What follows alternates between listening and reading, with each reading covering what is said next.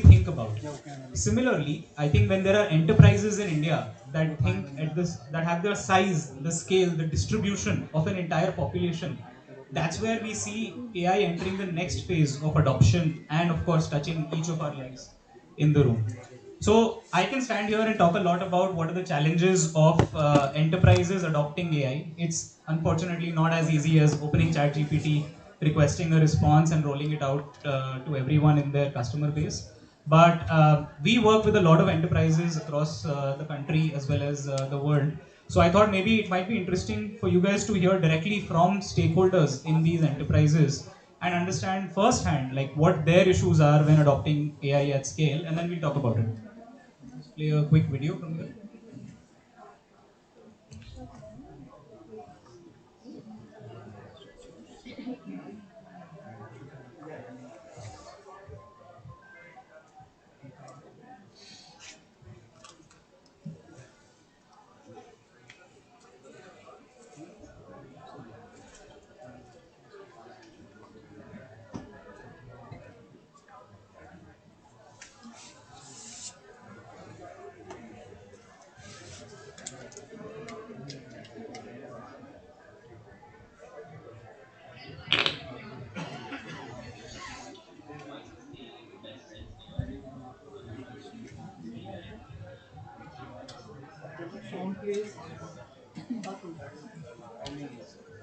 Are people able to hear? No.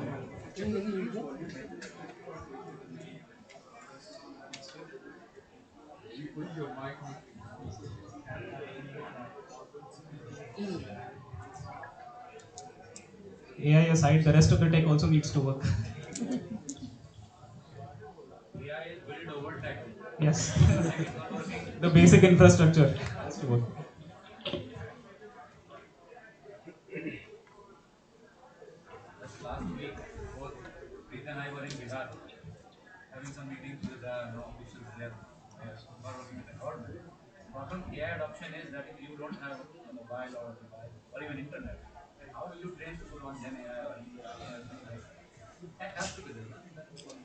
That's right. Like we talk about, voice agents and voice bots. I'm going to talk about that next. But oftentimes, what you're actually discussing is how to make it work with a telephony partner or a, integration, which is the basic rails, right? The cables that have been laid over time. Like what wire has to come where eventually to make it work. A lot of the AI still works.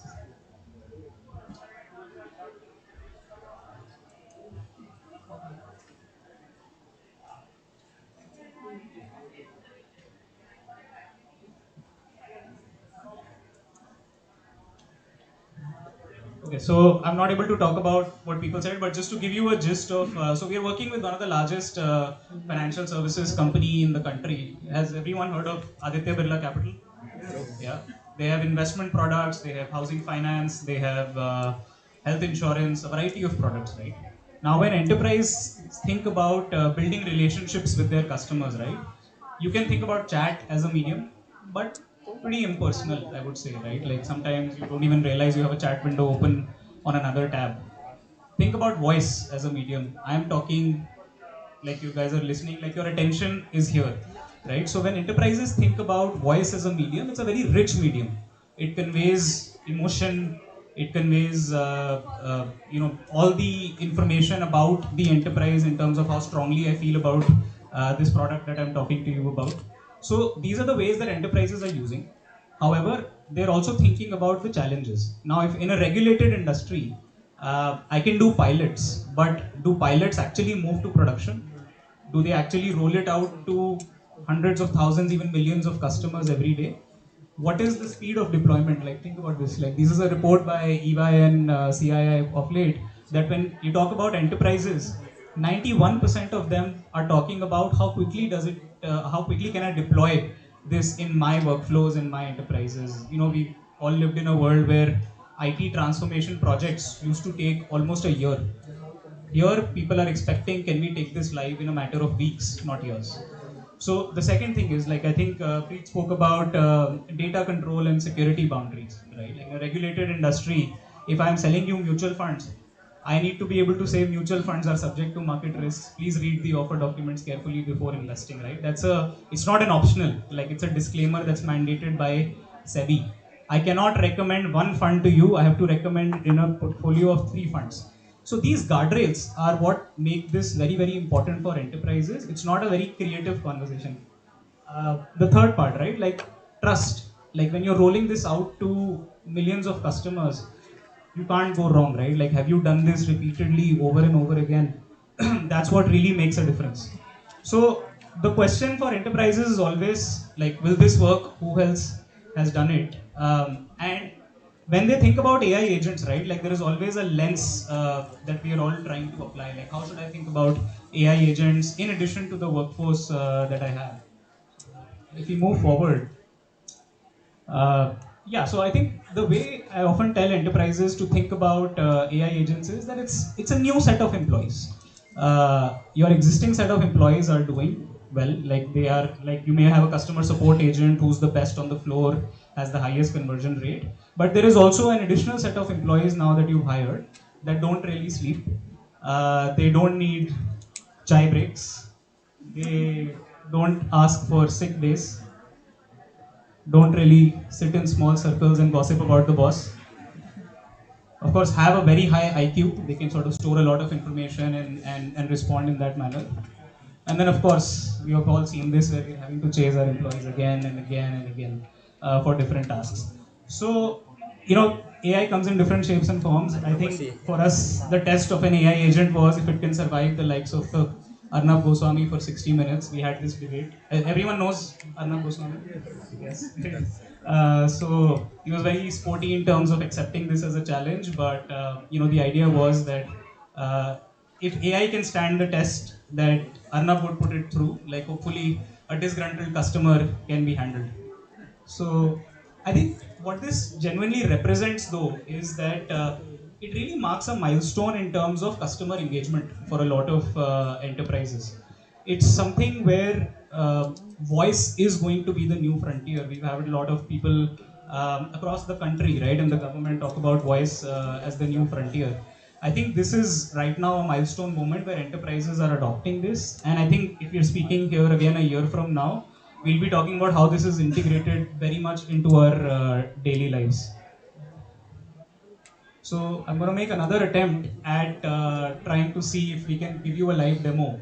But basically, like as I think about Blue Machines, right? When I'm running Blue Machines, I need an augmented set of employees.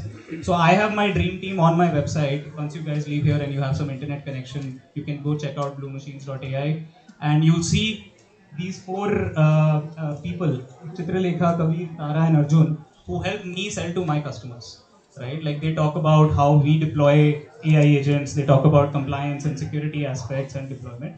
So let's see if we can try and call Chitralekha, and if you guys can hear. Uh,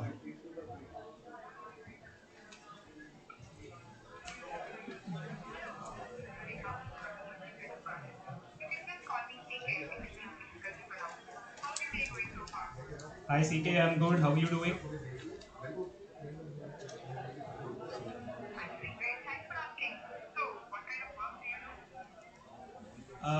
CK, I run basically a hospital network, and we get a lot of appointment calls every day. Can you tell me how Blue Machines can help me automate these?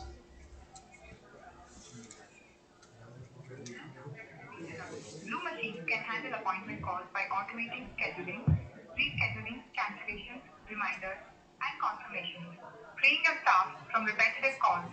It can also integrate with your existing booking system to update slots in real time. Do you want it mainly for inbound calls from patients or also for outbound reminders and follow-ups? नहीं नहीं, हमें तो inbound calls ही करने हैं और हमारे hospital में appointment scheduling के यूज केस के लिए करना है. बट आप थोड़ा सा ये बताइए कि आप इसका डिप्लॉयमेंट प्रोसेस कैसे रन करते हैं. मतलब अगर मुझे इंटीग्रेशंस करनी है और अपने सिस्टम के साथ अपॉइंटमेंट शेड्यूलिंग करनी है, तो आप मेरे को थोड़ा सा डिप्लॉयमेंट के बारे में समझाइए. जी बिल्कुल. ब्लू मशीन का डिप्लॉयमेंट प्रोसेस काफी रैपिड होता है. सबसे पहले हम आपके हॉस्पिटल के अपॉइंटमेंट शेड्यूलिंग सिस्टम के साथ इंटीग्रेशन करते हैं ताकि कॉल से सीधे डेटा सिंक हो सके. फिर हम 2-3 सबसे ज्यादा वॉल्यूम वाले कॉल जर्नीज को ऑटोमेट करते हैं. जैसे अपॉइंटमेंट बुकिंग, रीस्केड्यूलिंग और कैंसिलेशन। इसके बाद वर्कफ्लो रूल्स और एस्केलेशन ट्रिगर सेट करते हैं ताकि कोई भी कॉम्प्लेक्स केस ह्यूमन को एस्केलेट हो जाए। अच्छा आप ये इंटीग्रेशन में कौन कौन से सिस्टम्स यूज कर रहे हैं? अच्छा आप ये बताइए, एक्चुअली मेरा तो जो डेटा है, पेशेंट डेटा है, it is very we need to keep it secure and मतलब ये लीक नहीं हो सकता है। तो आप लोग मेरे को थोड़ा सा डेटा सिक्योरिटी एंड कंप्लायंस के बारे में बताइए। Sure, I'm now transferring your call to Kabir, our compliance and security expert.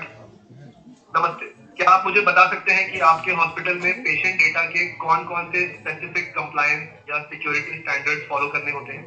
नहीं, हमें मेनली इंश्योर करना होता है कि जो पेशेंट्स के हेल्थ रिकॉर्ड्स हैं वो सिक्योरली रहें, और वो बेसिकली उसका प्रोसेसिंग और उसका बेसिकली जो भी ट्रांसफ़र है डेटा का वो बाहर ना जाए। Blue Machine health care use cases के लिए हिपे अलाइंड कंट्रोल्स प्रोवाइड करता है, जिससे पेशेंट हेल्थ रिकॉर्ड्स की कॉन्फिडेंशियलिटी और इंटेग्रिटी बनी रहती है। डेटा इंक्रिप्शन इन ट्रांजिट और एट रेस्ट दोनों होता है, साथ ही access control strict role based होता है। डेटा प्रोसेसिंग और ट्रांसफर पूरी तरह से मॉनिटर्ड और ऑडिटेबल रहता है, ताकि कोई अनऑथराइज्ड लीकेज न हो। क्या आप डेटा रेजिडेंसी या रिटेंशन पॉलिसीज के बारे में भी जानना चाहेंगे? नहीं नहीं, थैंक यू कबीर जी, मैं बाद में बात करता हूँ आपसे।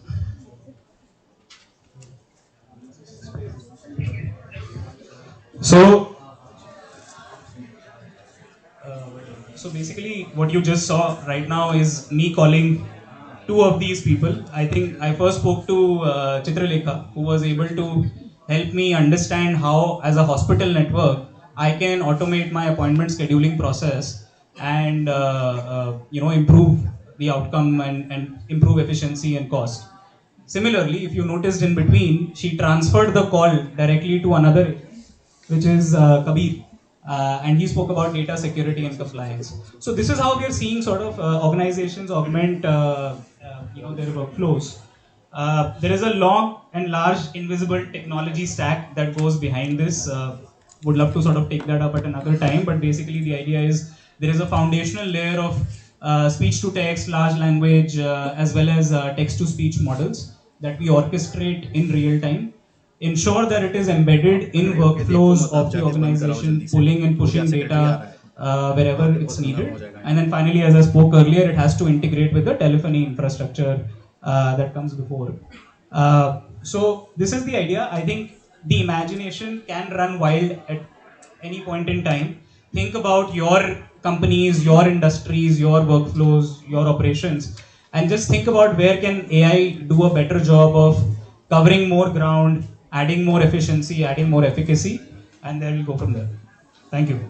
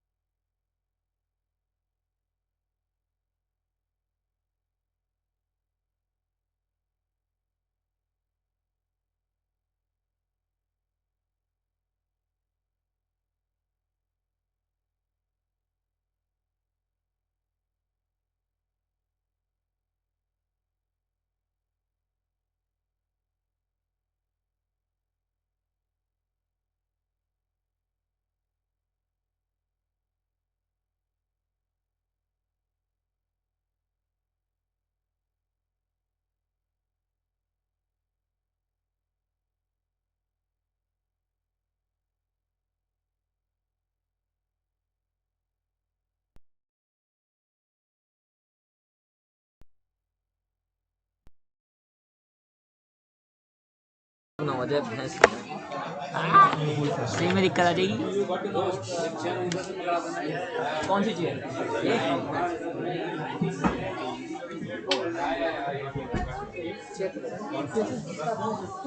लीजिए।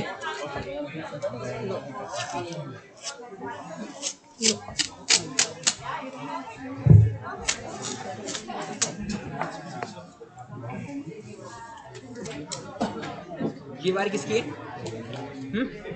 ये वायर किसकी है? ये जो आपकी ये काली वाली आ रही है, हाँ चेक कर लेना है आपके स्टिच की है, क्योंकि ये खिंच जाएगी। मैं इस पर टेपिंग लगवा दूँ। कर लो यार। खाली चेक करना, पवार नहीं आ रहा ना आपकी।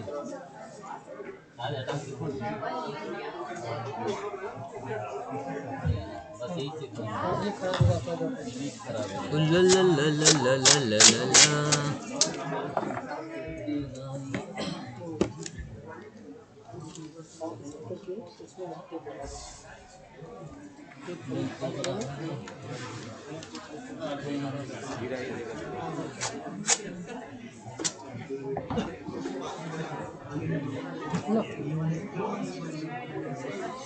इसको भी, हाँ इसको भी करता हूँ, एक गिर जाएगी।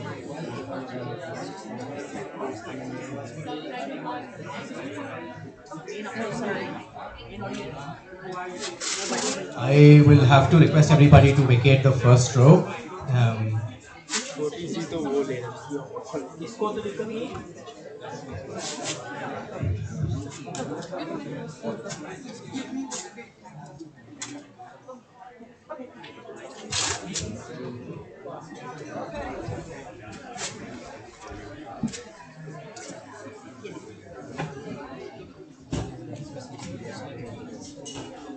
मैं इसकी बोल रहा कैमरे से दिक्कत नहीं है, वायर वायर जारी कैमरे से जो आ रहा है।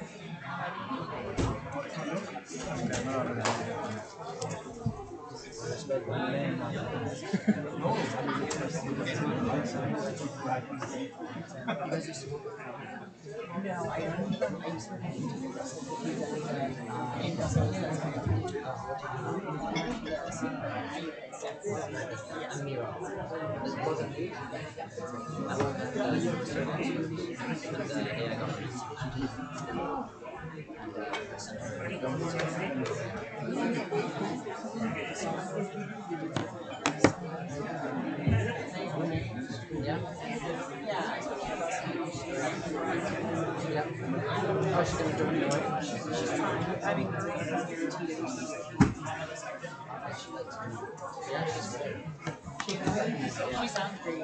She's also a really good operator. Yeah, exactly.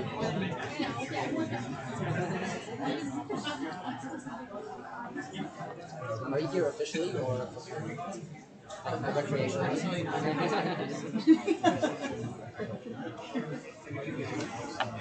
The important people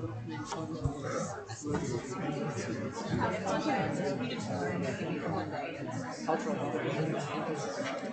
as best described in the short.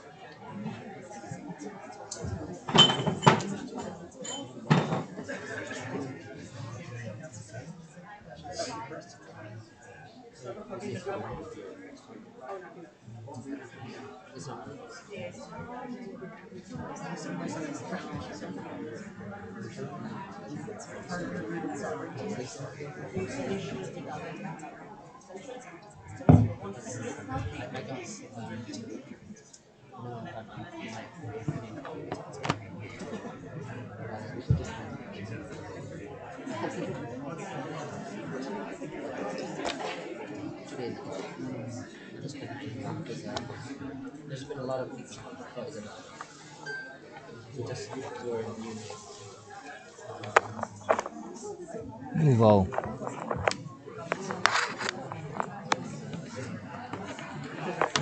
I've had a bit of I was in Singapore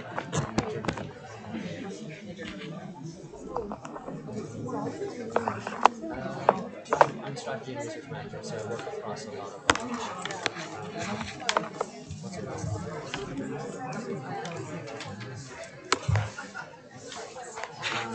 I work across a lot of our research areas, but I primarily focus on information governance and technology governance.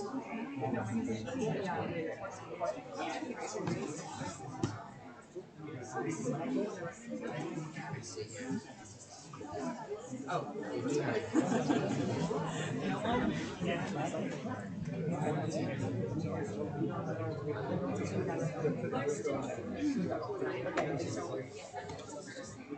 Hello हाँ जी Himanshu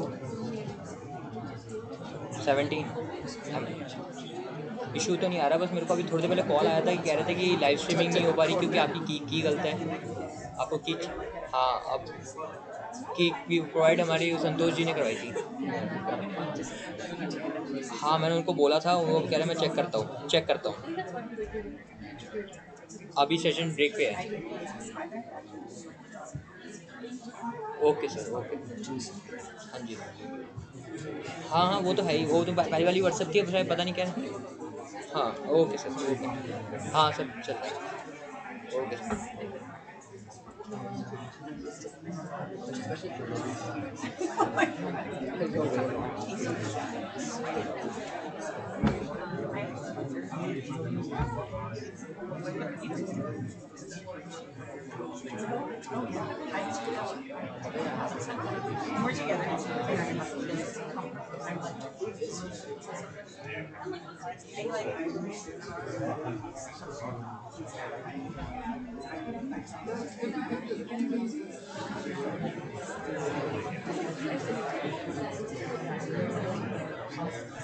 Yes, no, I don't think so. Yeah, no,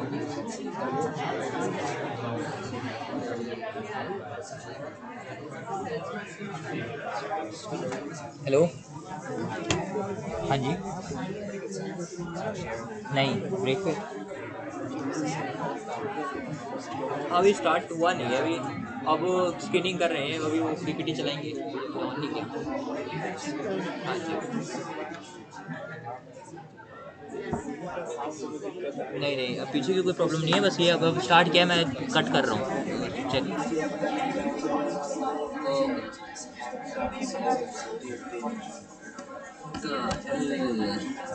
scene 2 पे हाँ ये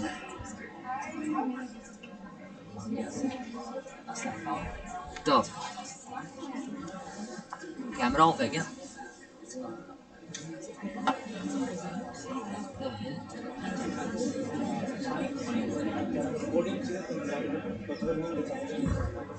Hello, mic check.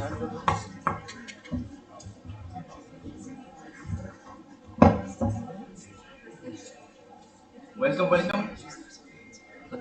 Check. Welcome everybody to this session on hardware-rooted sovereignty, verifiable, safe, and trusted AI infrastructure for the global south. With apologies for the slight delay in figuring out these technical glitches.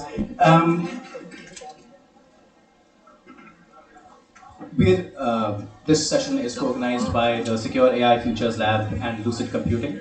The Secure AI Futures Lab is a body that was founded to advance public trust in advanced AI systems by surfacing and enabling technical expertise. Our work involves accelerating academic work on the science of trustworthy AI, conducting and supporting multi-stakeholder convenings in India and in South Asia, and helping advance India's sovereign AI journey, harnessing the power of advanced AI for the welfare of all, happiness of all. I would like to, without further ado, introduce some of our guest speakers today, our esteemed panelists, and invite remarks from them. Secretary S. Krishnan, as the Secretary of the Ministry of Electronics and Information Technology, Government of India. He's been a member of the prestigious IS for the past 35 years and brings decades of high-level experience in a range of assignments across state governments and the central government. Sir, I invite you to share some quick remarks.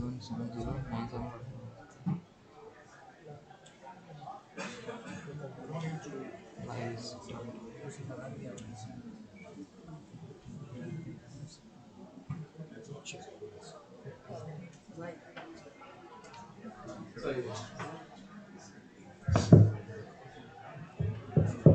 morning to all of you, and at the outset, let me take this opportunity. This is my first public speaking engagement as part of the AI Impact Summit. So, welcome and welcome to the panelists as well. You can see the energy that India brings to an event of this kind.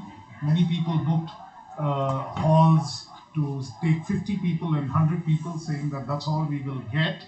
But practically every hall is overflowing. Most of our buntings say that we would have had 150,000 people attendees, but I can tell you that it's about 250,000 and counting. The number of people who have registered, and most of them have braved all the security restrictions and everything else to be here. Thank you for being here in such numbers to truly make this event the kind of success that we wanted it to be. So well begun is half done, so I guess we are halfway there. But more importantly, I think the theme of this is about hardware sovereignty and what hardware can do for and why that is important in today's context. Our focus in India on hardware has been two. Just to quickly summarize, and in the time that I have, ever since the National Policy on Electronics in 2012, with a fresh impetus post 2014, we have significantly attempted to add to our hardware prowess, whether it is in the semiconductor space or whether it is in the electronic space. And that is the direction in which we've been moving over the past 10 years as a matter of sustained policy. Under the India Semiconductor Mission, phase one of which was commenced in 2022. This year, and maybe by the end of this month, we should see the inauguration of the first of the 10 approved projects. Micron would be starting production at their facility in India. So that would be the first commercial scale production of semiconductors in India, and eventually they would be also working on high bandwidth memory, which is so important for AI and where there's such a shortage today in terms of what servers and others need. So India becomes part of the manufacture of this. And of course, India has always been part of the design of semiconductors for many years now. And that is again something we would be further strengthening under the India Semiconductor Mission 2.0, which has been announced as part of the budget on the 1st of February by the finance minister. So that is as far as the semiconductor story. There's going to be a lot more to come. There's going to be sustained support in that area from the government side to actually enable this to happen. The second part of the story is really what is it that we can do in the AI space and semiconductors. What we have attempted to do there is to try and encourage two or three things. First and foremost, we've encouraged the private sector to invest in establishing data centers and AI-based compute extensively.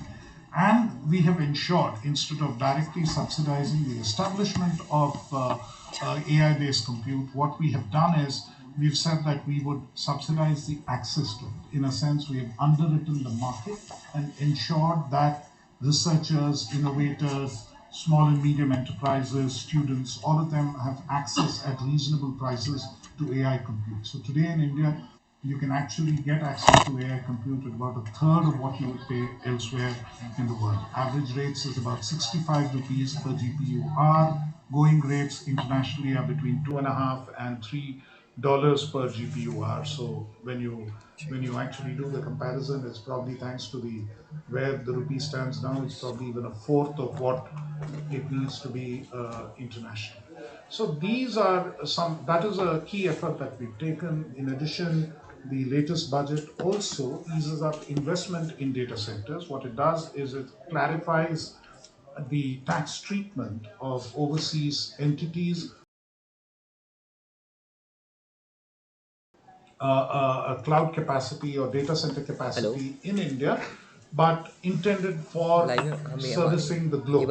So that is the area that we've picked on and we are working on to make sure that we are in a position to provide not just for our own selves, because India is today one of the largest power grids in the world, has abundant अबे बोल क्यों रहे हैं? renewable स्पीचर्स बोल रहे हैं. energy, and therefore with green power can sustain स्पीचर की आवाज नहीं आ data रही. center capacity on a fairly large scale, and अभी यार that's बेतल तो सही आ precisely रहा था. what we are एक बार चेक attempting करना, अब through आ रहा है the अभी voice. data center push, and अगर that should help both India and the अब चेक rest of the करना, वॉइस आ world रहा in है. terms of having an essential part of the computer. Check करो, So, check in करो, check terms करो. of hardware, these are the specific measures that हाँ वो India तो is अभी चल attempting रही to है, take थ्योरी चल रही and है. wants to be part of. And as वो part तो of फोटो India लगी हुई है ऐसी Semiconductor पीपीटी पे, Mission वही 2, डिस्प्ले हो रखी one है. of the goals that we have is actually to design अच्छा वो तो AI-based कैमरे को chips, बोलना पड़ेगा ना. accelerated chips for the country, and that's an exercise which, through our research institutions and others, is a key forward movement that MITI is taking up on a fairly sustained basis. And these are investments which will not be short term, these are long term investments, long term efforts into this entire space of building the capabilities in the hardware space in order to make sure we have a sovereign AI offering. Let me finish there because we truly have experts from across the globe who would be speaking on this occasion. Much as I would have loved to have heard them, I think for that I need to actually go and attend an event like this in some other country. Being the host, or practically the host, I mean, there are many things that pull me in a number of directions, and I would certainly love to watch. And maybe I would have had a few questions as well, but I'll certainly catch up on a recording of this session later on. Once again, welcome to India, welcome to be part of this. Please enjoy the energy, forgive the limited inconveniences, but I think this is truly an energetic event, and that's precisely the energy that we want to bring to AI from India. Thank you very much.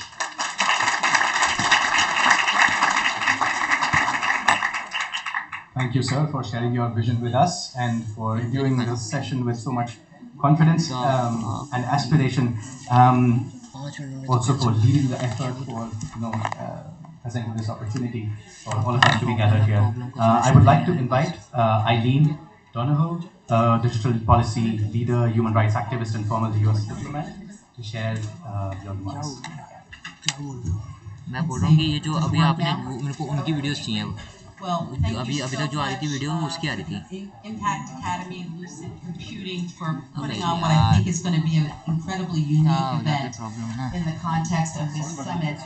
I am honored to be here with the likes of the Secretary, Stuart Russell, and Robert Traeger. It's kind of ridiculous that I'm even up here. I was thrilled to learn about this event and how it would showcase lucid computing and include a demo of their innovations in hardware-enabled security and hardware-rooted sovereignty. In what seems like an increasingly small world in the AI governance space, it turns out both Christian Braun, CEO and founder of Lucid Computing, and Viles Goglan, the chairperson of Impact Academy, have become good friends of mine and also advisors to me in my new venture, Simpatico Ventures. And they are two of the most brilliant people you will ever want to meet. I see Lucid's innovations as a response to a growing demand of citizens, businesses, and governments around the world, particularly in the Global South, for verifiably safe, secure, reliable AI infrastructure. This is an area of technical innovation that turns out to be one of the most promising areas of governance innovation, because it demonstrates how governance can be embedded in the technology itself and security can be rooted in the design of the hardware and software standards and protocols. Let me say a brief word about who I am and why I'm here. I am a former US diplomat, most recently serving as Special Envoy for Digital Freedom in the Biden administration, where international, I also previously did a lot of international AI governance was a very significant part of my portfolio. Previously served as U.S. Ambassador to the UN Human Rights Council in Geneva in the Obama administration. Live चल रहा है लेकिन अभी audio आ रही है, background noise पता नहीं कहाँ से आ रही है. पता नहीं बैकग्राउंड नॉइस वॉइस एक्ट हो रही है. उसको मैं चेक कर रहा हूँ, उसी को कंप्यूट कर रहा हूँ. Okay. Investing fund focused on a broad spectrum of AI assurance technologies, ranging from frontier model interpretability and evaluation, to hardware security, to trustworthy and privacy protecting agents. And we're particularly interested in tractable methods of addressing AI alignment and human control. In fact, simpatico as a name, I think, was triggered a little bit by Stewart's book, Human Compatible. So you're just stuck in my mind. Simpatico also makes grants to support international diplomacy related to AI security and civil society capacity building. Working with entrepreneurs and builders like Christian and Ville has given me a real sense of optimism about AI governance and confidence that we'll see technical innovations that can deliver safe, secure, trustworthy AI. I believe these innovations represent a paradigm shift in terms of how we'll even conceptualize governance going forward. And they also represent a response, at least by the technical community, including in Silicon Valley, to the growing demand signal that AI infrastructure must be verifiably safe, secure, and reliable before it's integrated in our societies. So let me, again, close by thanking you all for pulling together this event, and I'm really looking forward especially to the demo of lucid computing. Thank you, Eileen, for your remarks and for introducing us to your work.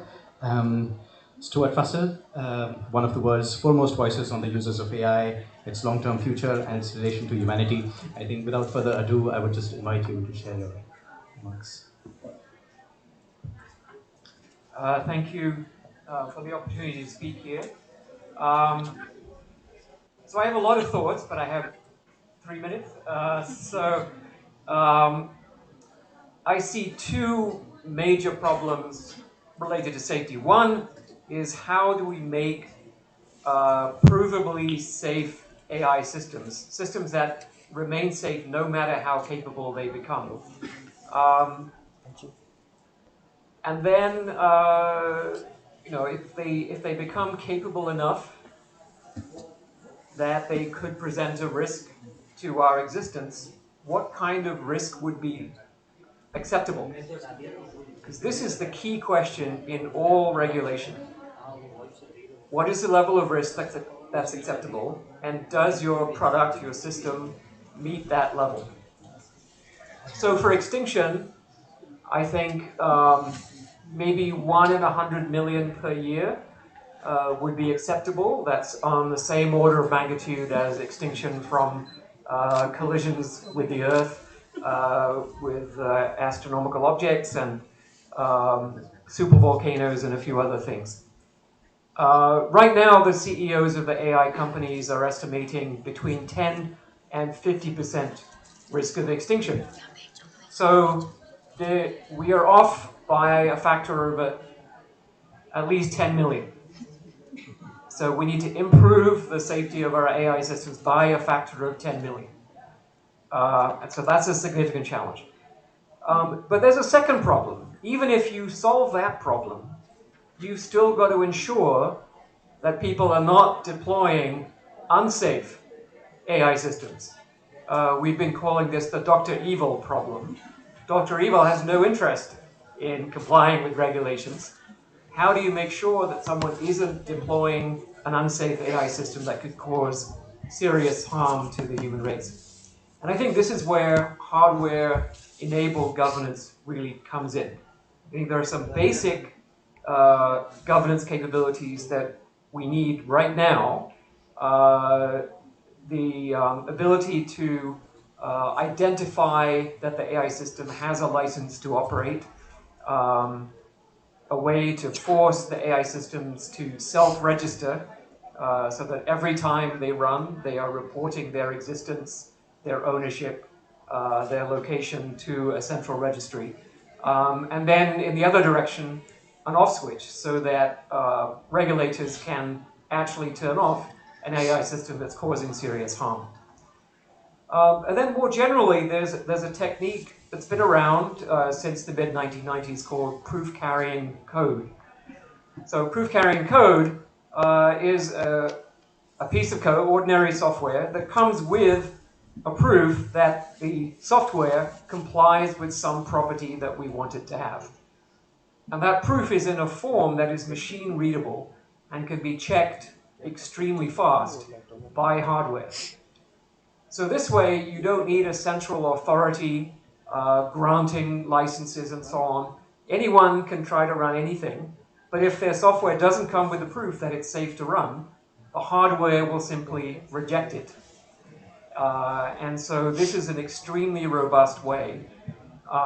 Trying to regulate at the software level is hopeless because software is produced by typing. And it's very hard to stop 8 billion people from typing. But hardware is produced by $100 billion facilities created by tens of thousands of highly trained engineers using components that can only be sourced from 1 or 2 manufacturers in the world. So extremely hard to circumvent regulation at the hardware level. I just want to make a couple of remarks on digital sovereignty, which sounds like a very important thing, and obviously everyone should have digital sovereignty. As far as I know, there is no country in the world that has digital sovereignty. For example, the United States has sovereignty over EDA, software, electronic design, automation, and some of the B2C software systems like Google. It does not own chips. Chips are all made in Taiwan. It doesn't own the machinery that's made in the Netherlands and other places. It doesn't own much of the microprocessor market, which is mostly European. So when you actually look at the numbers for all the parts of the stack across all the different jurisdictions, you see that nobody has sovereignty. What matters is not ownership, but trust, right? We don't gain much by having sovereign hardware running American Facebook or Chinese WeChat for the people of one's country. So trust comes partly from a handshake and partly from knowing who you're doing business with, but mainly from formal verification. And as Eileen mentioned, this is one of the fortes of Lucid and several other companies. When I first became a grad student, I worked on formal verification and synthesis of guaranteed correct software. That was in 1982. So here we are, 44 years later, still waiting for that technology to really reach a global market that it really, people deserve to have software that actually does what it says. So there's decades of security work, solutions that have existed for decades that align well with the needs we have for governance, reliability, trust, protection of data, and so on. And so I think it's really incumbent on the technical community to explain all that to policymakers so that we can actually have a digital infrastructure that we deserve. Thank you. Thanks, Stuart, for your remarks and for challenging some of the ideas that we're dealing with at this summit. I would like to invite Robert. Robert Traeger is the co-director of the Oxford Martin AI Governance Initiative and International Governance Lead at the Center for the Governance of AI. Thank you so much, and thank you to everyone for being here to talk about what I do think is one of the most essential topics. So we arrive here at this moment of incredible promise in what AI can do, including in reaching the poorest of the world's poor and potentially allowing us to have a professor of everything for everyone, for instance, and that's just for starters. But it's also a moment of potential peril when we're creating systems that are ever more advanced and ever more agentic and ever more long-term planning agents with their own interests that may do things or just enable things that provide risks for all of us.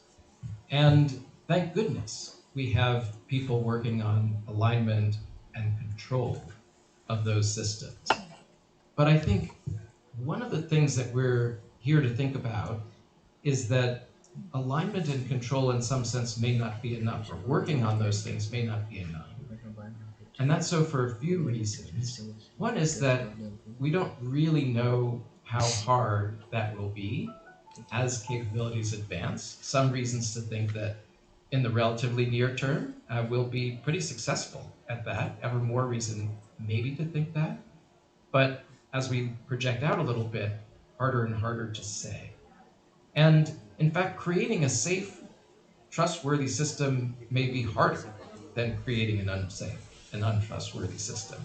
And so some folks around the world in this very competitive, geopolitically competitive world that we live in may be tempted to keep up with others by deploying systems, excuse me, that are less safe and less secure.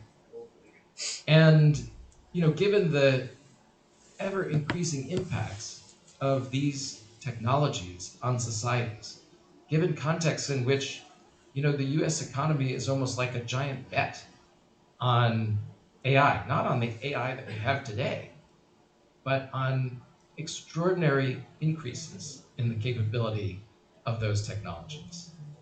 And so in this geopolitical context where different actors are racing to develop these technologies as fast as they can, there's good reason to think that it will be similar to what we see in other contexts when there is a race to deploy technologies absolutely as fast as we can, and that is a cutting corners on aspects of reliability. And given the power of the technologies, that's more than a war. So, a moment of potential, but also a moment when maybe we need to be a bit careful. And then the question of, well, how can we be careful? And I think here is where hardware governance comes in and what we really want to talk about today. Because, as Stuart was saying, in some way, it might be the only way of being deliberate about development. Because, when we look at, for instance, the history of cooperation over technologies that are really powerful, that are dual use, that can change the geopolitical landscape. First of all, cooperation over those technologies is in many ways quite rare. And what we rarely see is an agreement that limits the ability of actors to develop something that they have no substitute for, and which there would be some sort of big advantage if some actor cheated on. And in the case of AI, we're sort of in that position where we'd really like to have some guardrails that maybe some actor that was more risk accepting than other actors could feel that it would have a private benefit from going around those guardrails. So, we're sort of talking about a technology that could be extremely consequential. Maybe a way to think about it is, what would the 1930s have looked like if all the actors at that time had understood the potential of the nuclear revolution and had been competing in its development? Would there have been sabotage of competing programs? What would they have done to be first there? And could we see some of those sorts of dynamics in the world? And so the only way that we really know of to take a step back and be more deliberate is through verification. This is, of course, a long conversation, and I will refrain from being a professor of international relations here. Nevertheless, without verification, there's simply no reason to expect, and really no cases where we have seen actors geopolitically step back from a technology, from full throttle development of a technology that would really be critical if other actors cheated on some sort of agreement. So, so that's sort of what we need. And hardware governance, the good news is that hardware governance seems possible, but far from easy. Because some of the things, if you really wanted from a geopolitical sense, and this gets a little bit different from a regulatory sense, in a geopolitical sense, you really wanted to be sure that some system would only do certain things, and you want to be able to have that kind of verification. We really need lots of different kinds of verification, but if you wanted to have the type of verification where one actor who doesn't trust another actor and vice versa can demonstrate that a system that they have control over satisfies a set of properties to that other actor that doesn't trust them, that's a hard problem. But the good news is that it's a problem that we have a number of promising ways to approach. And these are not easy things to do, but they are things that if we invest in research to figure out how to do, and to figure out what policies, and to match the policy side with the technical side, we have a chance at doing. But we don't want to be too late, because as with the Comprehensive Test Ban Treaty, that was a political moment when full implementation of it appeared possible. We didn't quite know. We had a good idea of how we would verify it. We pretty well knew that we would be able to. We hadn't dotted the I's and crossed the T's. And the primary argument made in the US Senate against ratification was exactly that it was hard to verify that other actors would not cheat on it.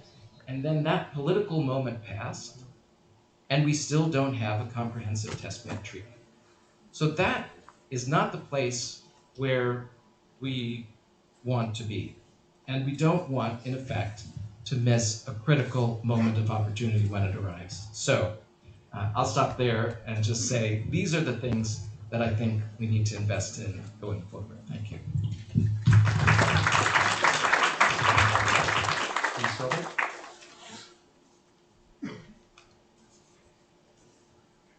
Thank you very much to the speakers. Thank you to Impact Academy for co-organizing this. It's really exciting to be here, and I really appreciate the speakers. So I'm Conor Dunlop. I'm the Director of Policy at Lucid Computing, which Ali mentioned at the start. And we are working on building the verification layer for the AI stack. So, we basically identified the problem of, if you think about trust in the human economy, there's two pillars of this. There's sort of proof of identity and proof of reputation. So things like passports and things like credit scoring.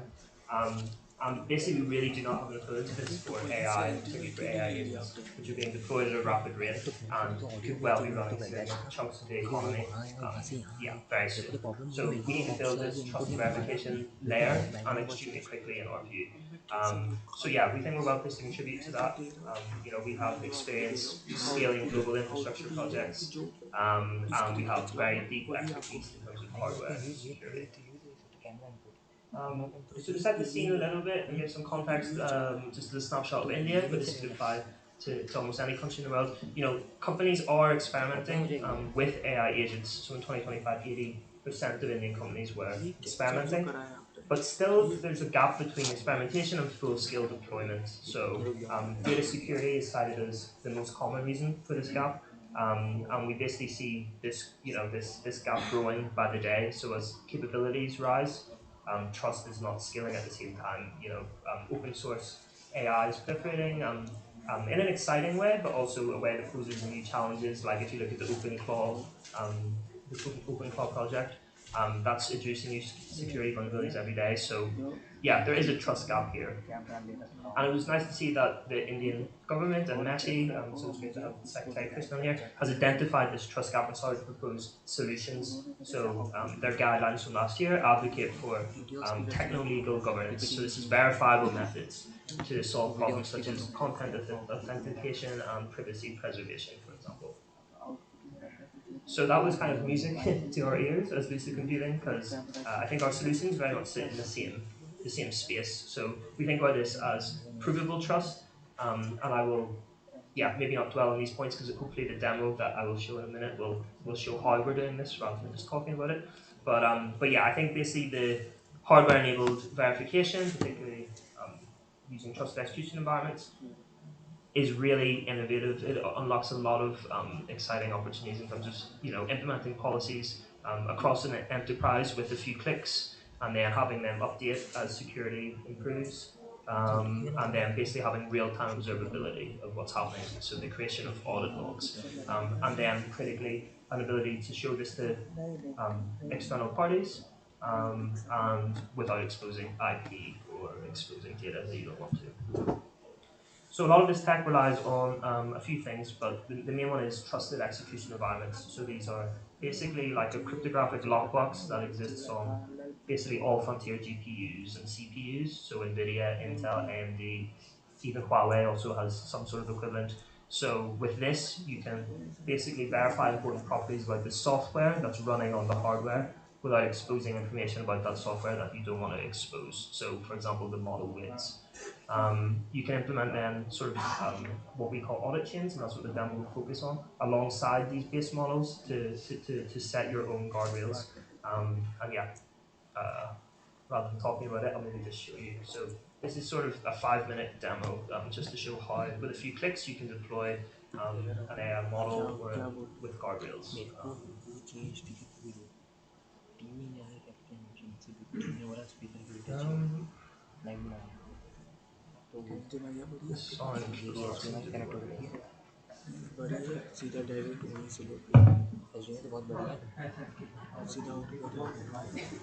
Generate cryptographic proofs of data localization as incentivized by some. Good afternoon. Today we are going to show a demo for how an imaginary Indian bank could build and deploy an AI chatbot for their consumer-facing web application. We chose the use case because in the context of hardware-rooted sovereignty, we want to generate cryptographic proofs of data localization as incentivized by some Indian legislation, such as the DPDP Act or the Reserve Bank of India's guidelines for personal data retention. So, as a first step, we would go to agents. We would click new agent, and then we get to decide which region we want to deploy our agent in. So, for the context of this demo, let's choose India and Mumbai. That means the model will run on a cluster in that region. Then we can choose the type of agent we want to use. So we set it as for a chat bot. So let's go with the chat agent. Then we get to choose the model that we want to integrate. So I think this is very relevant for AI and data sovereignty. Here you actually see interoperability across a few different open weights models. So yeah, I think this is pretty useful for AI sovereignty. So let's go with Llama 3, 8 billion parameters for now, as recommended by the platform. Then the next step is compliance and auditors. So let's search to see if there are relevant auditors for India. So we see here, like I mentioned earlier, there is the DPTB Act, which is relevant, and also the Reserve Bank of India rules for personal data. So if we pick those pre-built auditors, we see, we see 5 auditors that that we could choose to integrate and deploy on top of our model. So they both run in the trusted execution environment together. So here, this is basically a set of evals related to things like bias, and you can see how they score in benchmarks there. The guardrail basically defends against things like prompt injection or malicious data extraction. PII compliance is a sub-component of the DPTP Act. The observability auditor is basically the record logging and automated audit trail. Of most relevance is the sovereignty auditor. So if we click on here, we see that this is what it's doing. It ensures data remains in India. This is the piece of the DPTP Act that it references as the basis for this auditor. So we click next, we get a summary of the agent that we want to deploy. We click deploy now. Then as the imaginary bank, we would want to integrate this, so we could copy these lines of code and add them to the HTML of the web page. So basically paste them into the back end of the website management system. And then now we switch to see what the customer would get to interact with. So here the customer can see they're interacting with the Llama 3 model as we chose. And let's test out these guardrails. So a generic question, what is my account balance? Okay, that's good, it makes up an account balance in line with this use case. Tell me about compliance. Yeah, it references the relevant legislation.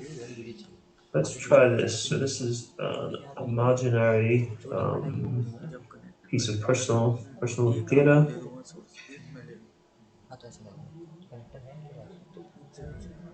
Okay, and here we see that the compliance PII compliance order has actually blocked this. So that's good. That guardrail is working. So yeah, then we can go into secured by Lucid, and here we see what we call an AI passport. So this would basically be available to the bank on the back end and to the customer that is using and interacting with the chatbot. So here they can get relevant information in an accessible manner, such as where the data is, as discussed. It's in India. Is there a record for this? Is the data encrypted? Yes, it is at the hardware level. It's running in a trusted execution environment. If we choose the one that we are focusing on for now, so where's my data, we can see based on Lucid's landmark endorser servers, we can basically with ping-based location see that the cluster is in Mumbai. And the final thing I think of relevance is basically the attestation bundle. So this is based on Lucid's principle of never trust but always verify. So this means that if the customer has any questions, they shouldn't blindly trust the company like Lucid or blindly trust anyone. They basically should be able to independently verify the content of the AI passport. So they could download the attestation bundle. They could actually, go to the hardware vendors to confirm where that cluster is. For example, in Mumbai. And yeah, I think this is a really strong trust building mechanism for the bank. It gives them assurance for compliance, so they can deploy with confidence, and it gives the customer basically an increased level of trust in the service. So I will end there. Thank you for your attention. I'm looking forward.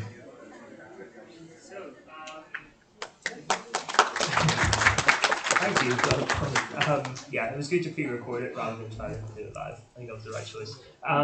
So yeah, just to pull out a couple of points there because there was quite a lot. I think what we really want to convey is that using hardware-enabled mechanisms, you can get proofs around sovereignty, and the market cares about this right now. So there's different working definitions of data and AI sovereignty, but one of the ones used by the European Commission has 3 pillars: so data security, data localization, and autonomy and control.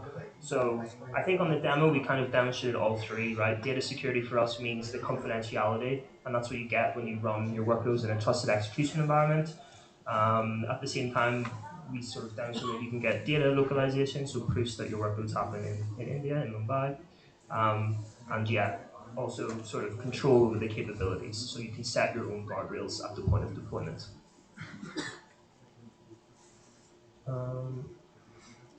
Okay, I've got a signal that I'm at time, so I'll just make this point very quickly. We think sort of the market level verification that we're working on now is an important and incremental step towards more robust verification, which Robert spoke about, so sort of like treaty or international level verification. And we think this tech is, by deploying at scale now, we learn a lot about how this could actually work to support treaty and international trust building. So yeah, in the future you can verify all these important, some of these important principles, and we basically have a full frontier R&D team, which I haven't spoken too much about today, but they're working on this type of verification. Yeah, very briefly, we think India would be a fantastic leader on some of this verification tech. They've got the legal foundations, and they've got the track record of deploying, trusted infrastructure at scale. So the DigiLocker and the India stack are also being exported globally now. And they've basically built trust infrastructure for identity and payments. So we think India could be a potential leader doing this also for AI governance. So yeah, if this is interesting to you, we'd love to collaborate. If you want to speak to me, Connor at lucidcomputers.ai. Thank you. Okay, now we get to hear from more esteemed speakers. So I want to bring in Renata Duan. Renata is the Director of Tech Policy, Tech Diplomacy at the Simon Institute for Long-Term Governance. And she's been thinking a lot about the institutional infrastructure we might need to build and address the trust gap between politics, let's say. So Renata, can you take the floor?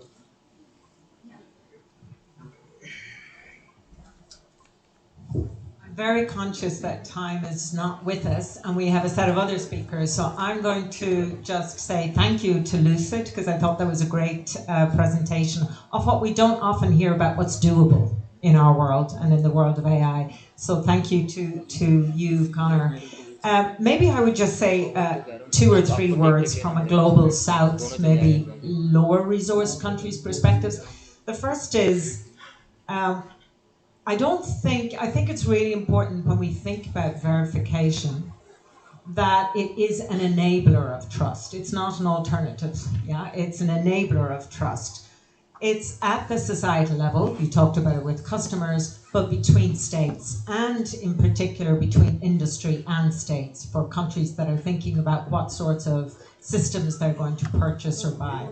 The second thing is, and this I think is important for underscoring for countries in the global south, it contributes to interoperability. Because if you know that systems are trustworthy and following verification, you can do business with them, you can trade. So too often I think verification is seen as something that is going to be putting big barriers up, but actually it's the mechanism by which countries can engage and trade. But it is complex. You showed us a fantastic system and verification on the Lucid that I really hope we will think about how we can scale. But it does involve both the technical standards, both the governance oversight bodies, and then the industry practices and the developments. So I guess a key question for me as we think about verification in the Global South is, how can we find pooled mechanisms for those verification systems? That doesn't mean that every country now has to build their own systems. And that's why I would like to make a pitch, because I think you've also highlighted, Connor, that we start with data residency verification and data provenance. Why? 144 countries have data protection policies. Not all countries have national AI model sovereignty systems. So can we start from the perspective of data protection policies, data localizations, and can we then look to regional sovereignty initiatives and mechanisms to support the level of verification that you're thinking about, with in particular data versioning and lineage tracking? I think you didn't mention, but I think this would be a really nice area to look on. And then looking to what sorts of data cards that we might want for models and evaluation. So it's not to say that yours is Lucid's not great, it's just it's a starting point to see how we can go forward. Thank you.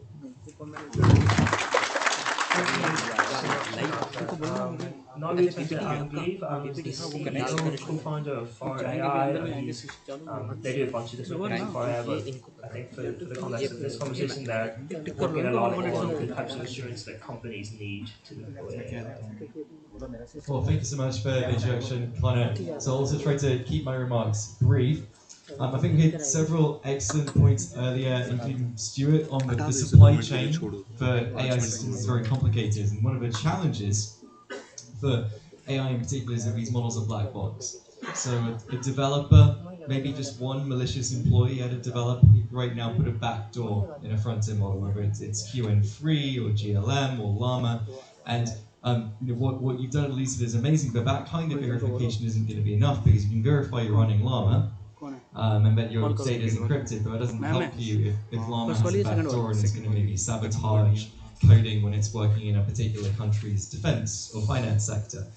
So what we need is to push for verification earlier into the AI supply chain and be able to do verification of the developers. Right now we have a lot of open weight models, so this isn't like open source code where you can read it and audit it. It's a many gigabyte file of numbers. So it's like a binary. You can't even reverse engineer it very well. Where people are working on interpretability methods to audit it. But what you can do with technology like Lucid is developing is be able to actually say, this is the data that we trained this model on, this is the training method we use, and this is something that developers would want to guard against insider threats. This kind of technology is already ubiquitous for deployments inside big tech companies. You don't want a malicious developer to just be able to deploy unsigned code to a production environment, read everyone's Gmail messages, but right now we don't have that similar security system for AI. So I think it's really key to have trust between companies and between nations. I'll leave it at that. Thank you. Thank you very much, Adam. Kyle Marcus, Kyle is the director of the Ada Lovelace Institute. Yeah, I know Silas was sharing with Kyle, but yeah, very keen to hear what Kyle is thinking about in terms of AI sovereignty right now. Thank you, and hi all, and I will, as all have said, keep this very brief. I think taking a step back from looking at verifiable hardware, where states are looking at data and digital sovereignty, my overwhelming worry is that if we don't actually question what AI is for in our jurisdictions, we'll always be playing catch up with a paradigm that may or may not serve our interests. So I think for the states to really think about sovereignty, you have to take a step back from the dominant paradigm that more is better with AI, because that serves the interests of companies that are seeking to develop AGI or ASI or whatever your definition is, monetaries. So I think really where we talk about digital and AI sovereignty, we need to think about what tactical sovereignty looks for states and regions, and really answering that question of what is AI for us. Without that, you are just going to be using a lot of resource to catch up in a race that you may or may not want to be in. So I really think thinking about where your investments are driving pluralism in the tech stack, because if you're not driving pluralism in the tech stack, we're not really talking about sovereignty, because you're always going to be beholden to the interests of companies in the two major geopolitical players and the interests of the companies of the countries that they sit within. And I think without that, so just that kind of step back. And I mean, I really take Robert's points on game theory, but I do think we do need to be asking what effective coordination on existing enforcement mechanisms has to be for aligned countries. Because if not, we need to really get. So I'm going to stop there because I think we're very short. Thank you very much.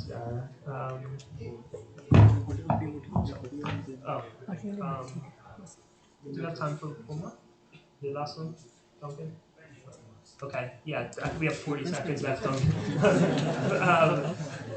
Thank you. Hello, everyone. I'm Duncan Cassidy with the Centre for International Governance Innovation, an international think tank based in Canada. We recently put out a report on AI national security scenarios, so if you want more than the 30-second version I'll give you here, I guide you to that. The one scenario I'd like to focus on, which is the one that will potentially create the greatest need for these kind of mechanisms, is the one that we're largely heading towards now, which is really a world where it becomes technically possible to make artificial general intelligence, artificial superintelligence, and yet we're still in a situation that we don't know how to develop those systems safely and controllably. That's the kind of world where we need all governments' interests to come together and essentially say, okay, let's make an agreement where we agree that none of us will make it, we'll all work together to make sure that nobody else makes it until it can be scientifically proven to be safe and controllable. This, of course, will be extremely challenging in a context where none of us likely will trust each other. So it all comes down to verification. We need the mechanisms. This can't be done overnight. What we can do now is invest in the kind of scientific research and development that Lucid and others are doing to make sure that even when the time comes for that kind of really crucial international coordination that benefits us all, that we will actually have the tools to be able to do that. So with that, I encourage you all to get involved in this space. It's one of the most fundamental pieces in what will be really managing the global challenges that will be raised by AI in the years ahead. Thank you. Thanks, Duncan. I would just like to invite all the guests over here so that we can take a quick group photo. Speakers की photo वो खींच रहे हैं और video ये बना रहे हैं और उनको मोमेंटो कहाँ से मोमेंटो ये कोऑर्डिनेट्स बता देंगे ये कहाँ के कोऑर्डिनेट्स बता देंगे वो दे रहे हैं उनको मोमेंटो कहाँ यहीं पर मिलेंगे या कहीं? मैं बोल देता हूँ वो थे ना वो किसे कर रहे थे जो आपके आपको यहाँ लेके आए ना वही ऑर्गेनाइज कर रहे थे. Could people scan this QR code and we have links to our websites, resources, and a feedback form if you have any feedback?